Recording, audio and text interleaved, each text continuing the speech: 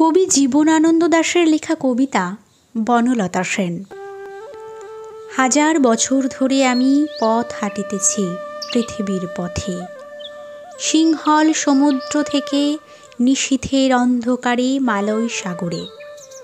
অনেক ঘুরেছি আমি বিম্বিসার অশোকের ধূসর জগতে, সেখানে ছিলাম আমি আরও দূর অন্ধকারে বিদর্ভ নগরে।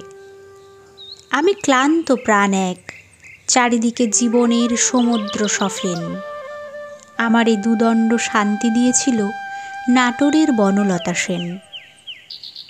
চুল তার কবেকার অন্ধকার বিদিশার নিশা, মুক্তার শ্রাবস্তির কারুকার্য।